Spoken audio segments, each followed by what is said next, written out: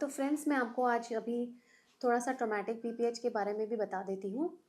PPH का मतलब तो वही है कि ब्लीडिंग पेशेंट को ज़्यादा हो गई है, पर वो अ, बच्चेदानी के ना सिकुड़ने की वजह से नहीं, बल्कि अंदर इंजरीज़ की वजह से होती है। इंजरीज़ के कारण बहुत सारे हो सकते हैं। इंजरीज़ के कारण बच्चे के साइज़ का बड़ा होना, कभी-कभी मदर का टिश्यू जो है वो इतना डेलिकेट और सेंसिटिव होता है कि वो बच्चे की डिलीवरी के टाइम पे गिव इन कर जाता है और उसमें इंजरी हो जाती है। तीसरा, कभी-कभी जब हम औज़ारों से डिलीवरी कराते हैं, वैक्यूम या फॉरसेप्स, उसकी वजह से अंदर इंजरीज़ हो जाती हैं। समटाइम्स प्रेसिपिटेट लेबर की पेशेंट सडनली डिलीवर हो गया, उस केस में भी पेशेंट को इंजरी हो जाती है। अनअटेंडेड डिलीवरी, घर पर पेशेंट डिलीवर हो गया, इंजरी हो गई, किसी ने बच्चे को प्रॉपर्ली डिलीवर नहीं कराया। ये सब डिफरेंट कारण हैं जिसकी वजह से इंजरीज़ हो जाती हैं। इंजरीज़ का सिर्फ एक ही सॉल्यूशन होता है, रिपेयर। जहाँ पे भी इंजरी होगी उसको हमें रिपेयर करना पड़ेगा, ब्लीडिंग बंद करना पड़ेगा, तभी पेशेंट रिकवर होगा।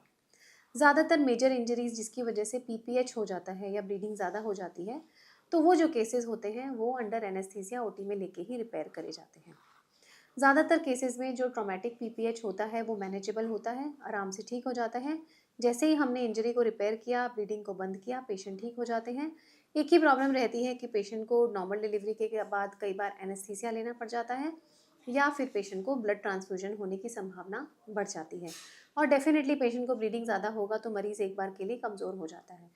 पर ये सब चीज़ें रिकवर हो जाती हैं।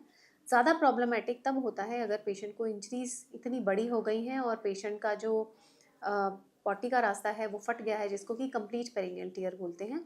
उसमें पेशेंट को लॉन्ग टर्म प्रॉब्लम्स हो सकती हैं और ये हो सकता है कि पेशेंट को उस इंजरी की रिपेयर 3 से 4 महीने बाद या 6 महीने बाद अलग से करवानी पड़े।